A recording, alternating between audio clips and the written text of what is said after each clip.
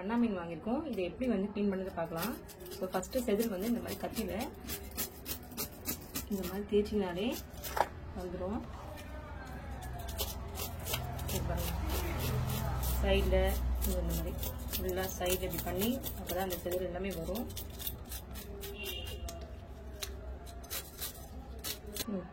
So இப்போ பாருங்கள் ஃபுல்லாக செதில்லாம் எடுத்துட்டேன். இந்த மாதிரி ஃபுல்லாக பாருங்கள் நல்லா க்ளீன் பண்ணி செதில் வந்துடுச்சு. இப்போது இந்த மாதிரி தண்ணி நல்லா வாஷ் பண்ணிவிட்டு இப்போ நான் அரோமாவில் கட் பண்ணி காமிக்கிறேன். இப்போ பாருங்கள் ஃபஸ்ட்டு இந்த சைடில் இருக்கிற இதை வந்து கட் பண்ணிக்கோங்க. ரொம்ப ஈஸி தான் நம்ம வீட்டில் க்ளீன் பண்ணுறது. நான் வந்து மீன் மேக்ஸிமம் வீட்டில் தான் க்ளீன் பண்ணுவேன். ரொம்ப பெரிய மீன் வந்து நம்ம பண்ண முடியாது, அவங்க தான் பண்ணியே ஆகணும். ஸோ இது முடியறதுனால நம்ம வீட்டில் பண்ணிக்கலாம். இந்த சைடில் இருக்கிற இந்த எல்லாம் எடுத்துருங்க. ஸோ இப்போ இந்த தலை செதில் இப்படி பிடிச்சிட்டு ஸோ இது கட் பண்ணால் இந்த இது வந்துடும். அதே மாதிரி அதுக்கப்புறம் இந்த கையை வச்சு இந்த குடல் இப்படி எடுத்துடலாம். ஸோ அதுக்கப்புறம் இந்த வால் பகுதியில் இந்த மாதிரி கட் பண்ணி வெடிட்டு தானே பண்ணுறோம், கட் பண்ணிக்கலாம். இந்த உள்ளே இப்படி கையை விட்டு எடுத்திங்கன்னா உள்ளே இருக்கிற குடல் எல்லாம் வெளில வரும். இது குட்டி மீன் உள்ளே இருக்காப்புல இருக்குது. இது நம்ம வந்து ஸ்லைஸ் போட்டுடலாம்.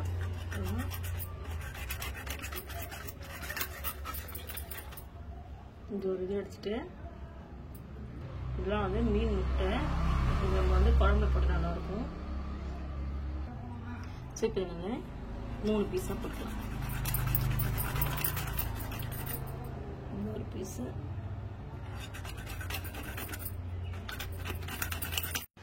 Hi friends, welcome to our channel Bharathi கிச்சன்னா. அவங்க பாரதி. இன்றைக்கி நம்ம என்ன பார்க்க போகிறோம், ஒரு சூப்பரான ஃபிஷ் கிரேவி தான் பார்க்க போகிறோம், பண்ணா மீன் வச்சு.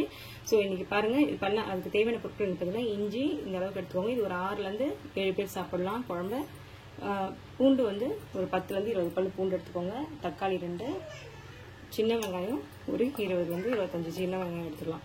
இப்போது அடுப்பில் நான் வந்து சட்டி வச்சுட்டேன். இதெல்லாம் மீன் குழம்பு செய்யறதுக்கு முன்னாடி ஃபஸ்ட்டு நம்ம மீன் குழம்பு நல்லா கூட்டி கொதிக்க வச்சிடணும். அதுக்கப்புறம் தான் வந்து மீனை ஆயறதுக்கு போவேன் நான். ஸோ க்ளீன் பண்ணுறதுக்கு. ஸோ இப்போ பாருங்கள் சட்டி வச்சாச்சு. நீங்கள் முன்னாடி வேணாலும் க்ளீன் பண்ணி வச்சுக்கிறதாலும் வச்சுக்கோங்க. பாருங்கள். ஸோ புளி பார்த்தீங்கன்னா ஒரு எலுமிச்சைப்பழ சைஸை வந்து புளியை வந்து நான் ஊற வச்சுருக்கேன். இது ஒரு 1/2 hour ஊறிட்டுருக்கு. ஸோ இப்போ நம்ம வந்து சட்டியில் வந்து நம்ம தாளிச்சிக்கலாம்.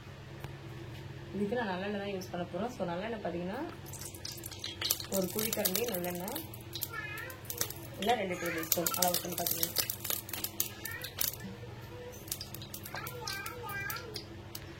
ஸோ எண்ணெய் வந்து நல்லா காஞ்சிருச்சு. இப்போ இதில் வந்து பார்த்தீங்கன்னா கடுகு இந்த அளவு போட்டுக்கிறேன் நான்.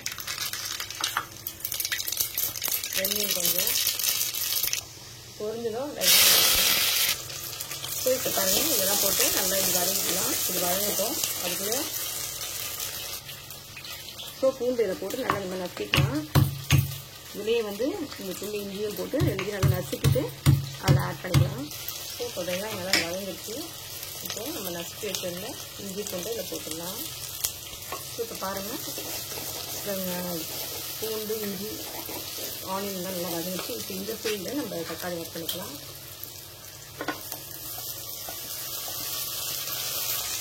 தக்காளி உப்பு வந்து கொஞ்சமாக போட்டுக்கலாம், அப்புறம் வேண்டது போட்டுக்கலாம். மஞ்சத்தூள் 1/4 டீஸ்பூன். ஸோ இப்போ வந்து நல்லா வதக்கிக்கலாம், நல்லா வதங்கட்டும். ஸோ இப்போ ஊற வச்ச புளியை வந்து நல்லா இந்த மாதிரி கரைச்சிக்கலாம் தண்ணி ஊற்றி. இது வந்து நல்லா திக்காக கரைச்சி வேண்ட அளவு தண்ணி ஊற்றி நம்ம பண்ணிக்கலாம். நான் 1 சொம்பு தண்ணி ஃபஸ்ட்டு எப்படின்னா 1 கிளாஸ் தண்ணி ஊற்றி ஊற வச்சுருக்கேன். இப்போ 1 சொம்பு தண்ணியில் நான் கரைச்சிக்கிறேன். இதுதான் சொல்கிறேன், நல்லா இந்த மாதிரி கரைச்சிக்கணும்.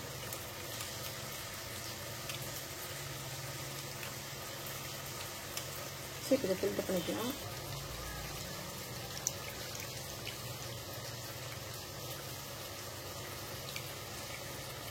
இது நான் பிகினர்ஸ்க்காக காமிக்கிறேன். திரும்பவும் இதை தண்ணி ஊற்றி இந்த மாதிரி பண்ணிங்கன்னா உள்ளே இறங்கணும். அது நசப்போட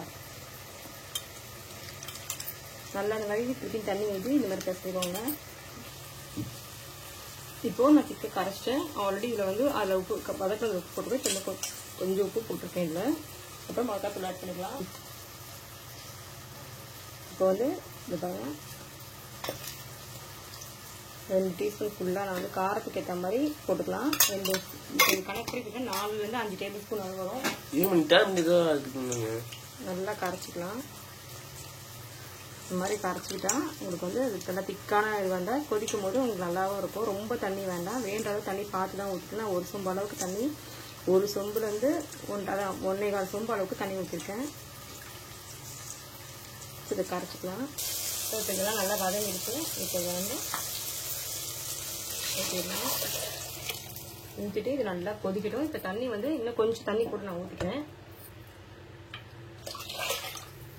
நல்லா கொதிச்சு எண்ணெய் ஆயில் மேலே வரட்டும். அதுக்குள்ள அப்படியே ஃபிஷ் க்ளீன் பண்ணிட்டு வந்துடுறேன். இதை மூடி வச்சுட்டு நல்லா கொதிக்கட்டும். மீடியம் ஃப்ளேமில் வச்சிடுறேன். ஸோ பார்த்தீங்கன்னா தேங்காய் வந்து ஒரு சில்லு எடுத்துக்கிட்டேன். 1/4 டீஸ்பூன் சீரகம் இதை போட்டு நல்லா அரைச்சிக்கலாம். பாருங்கள் குழம்பு வந்து நல்லா கொதிச்சு நல்லா திக்காகிடுச்சு. இப்போ வந்து நான் மீன்லாம் கழுவி எடுத்துன்னு வந்துட்டேன். மீன் கழுவி எடுத்து வச்சு இதில் வந்து தலையும் இந்த சின்ன சின்ன பீஸ் தான் போடுறேன். மீதி நான் வறுக்க போகிறேன். ஸோ இப்போ நம்ம வந்து அதை அரைச்சி எடுத்துகிட்டு வந்துட்டு இதை ஊற்றி கொச்சதுக்கப்புறம் மீனை போடுறேன். ஸோ இப்போ இதை நான் நல்லா அரைச்சி எடுத்துகிட்டு வந்துட்டேன். இப்போ இதை வந்து ஊற்றிடலாம். ஊற்றி நல்லா கொச்சதுக்கப்புறம் ஃபிஷ் வந்து குழம்பு வந்து கொதிக்க ஆரம்பிச்சிச்சு. இப்போ இதில் வந்து மீன் போட்டுடலாம். இந்த மாதிரி ஒன்றா இந்த மாதிரி நல்லா சலசலன்னு கொதிக்கணும். ஸோ இந்த மாதிரி தள்ளி மீனை போட்டுடலாம். மீன் போட்டு ரொம்ப நேரம் கொதிக்கக்கூடாது.